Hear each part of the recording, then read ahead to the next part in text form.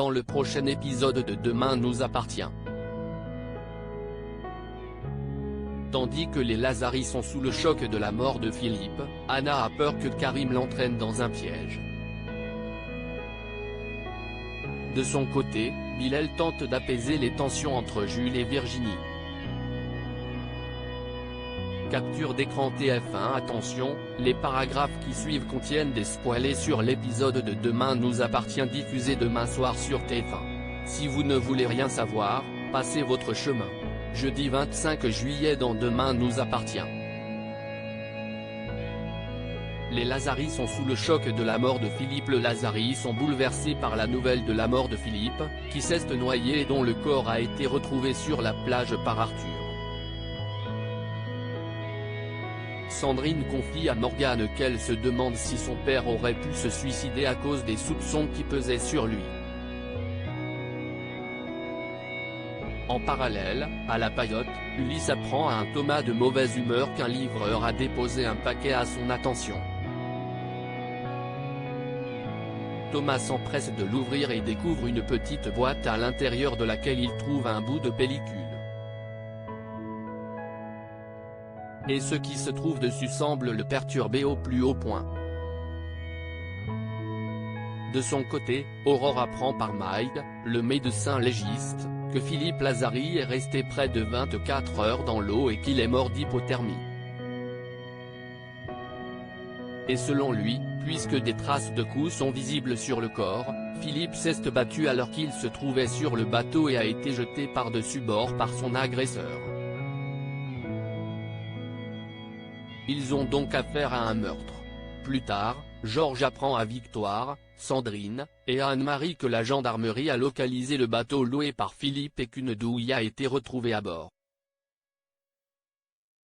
Cela signifie donc qu'un coup a été tiré et écarte ainsi la thèse du suicide.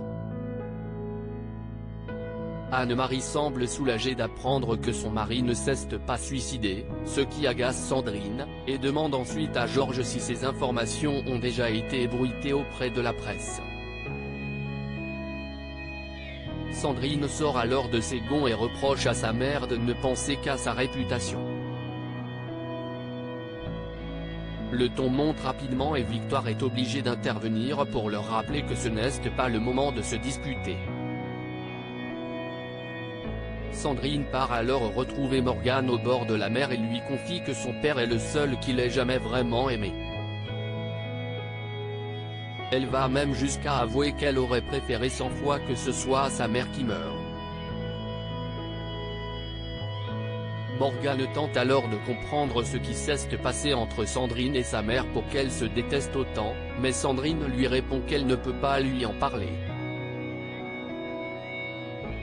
Chez les Lazari, Anne-Marie et Victoire discutent de la mort de Philippe lorsqu'elles sont interrompues par Francis Lecomte, qui leur présente ses condoléances et demande à parler seul à seul avec Anne-Marie. Le maître chanteur de Philippe fait alors comprendre à Anne-Marie qu'il sait des choses sur le passé de son mari et lui réclame de l'argent.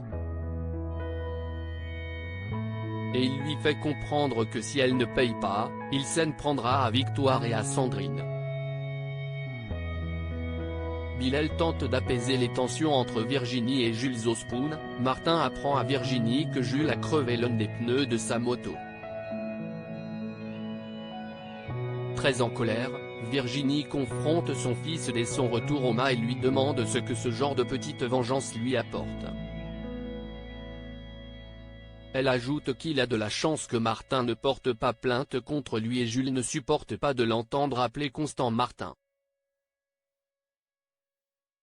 Pour lui si est bien un signe qu'il se passe quelque chose entre eux, mais Virginie refuse de rentrer dans son jeu. Jules lance alors à sa mère qu'il serait bon qu'elle se rende enfin compte que Martin ne cherche qu'à coucher avec elle, et Virginie, excédée, perd son sang-froid et le gifle. Bilal, qui a entendu leur dispute, pousse Jules à reconnaître qu'il a bien cherché cette gifle en allant jusqu'à crever les pneus de Martin.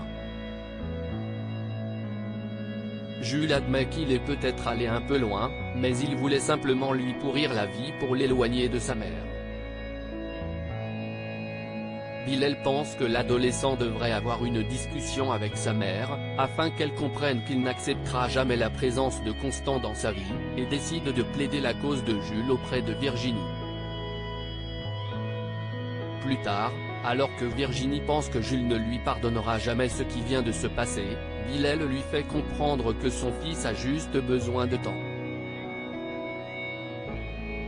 Quoi qu'il arrive, le lien mère-fils qui les unit sera toujours plus fort que tout.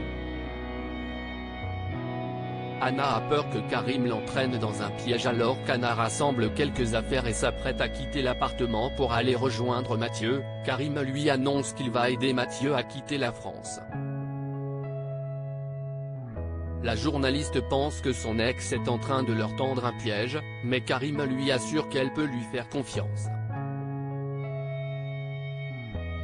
Il sait qu'elle ne lui pardonnerait jamais une nouvelle trahison. Anna accepte alors sa proposition, mais lui fait bien comprendre que, quoi qu'il arrive, ils ne se remettront pas ensemble. Un peu plus tard, Karim se rend sur le port et demande à un marin de l'aider à faire passer quelqu'un à Tanger. Le marin affirme qu'il ne trempe plus dans ce genre de plans illégaux, mais Karim ne lui laisse pas le choix. S'il ne l'aide pas, il lui pourrira la vie à l'aide de quelques gros dossiers qu'il a sur lui. Acculé, le marin promet alors de voir ce qu'il peut faire. De son côté, Anna fait part de ses doutes à Mathieu. Elle ne sait pas s'ils peuvent croire Karim au sujet du passeur. Elle semble même prête à faire un emprunt pour trouver un autre passeur. Mais Mathieu lui rappelle que si est dans l'intérêt de Karim qu'il quitte la France au plus vite. Et surtout, s'il tombe, Karim tombera aussi. Il n'y a donc pas de souci à se faire. Une fois Anna partie, Mathieu reçoit la visite de Karim qui lui apprend qu'un passeur l'attendra demain matin à 4 h sur le port pour l'emmener à Tanger. Il ne lui reste maintenant plus qu'à partir et à ne jamais revenir à Sète. Karim pense qu'Anna ouvrira enfin les yeux sur Mathieu une fois ce dernier parti, mais Mathieu lui fait remarquer que même si cela devait arriver, Anna ne se remettrait pas avec lui pour autant. Elle a tiré un trait sur son histoire avec Karim depuis longtemps. Cependant, ce que les deux prétendants d'Anna ignorent si est que le départ de Mathieu pourrait bien être compromis. Le marin contraint par Karim à aider Mathieu se présente en effet dans le bureau de Martin au commissariat et lui révèle qu'un homme est venu le voir pour le forcer à faire passer quelqu'un à l'étranger.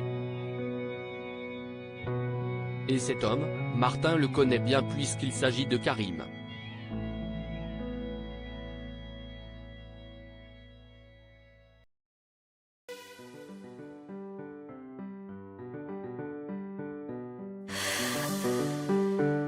나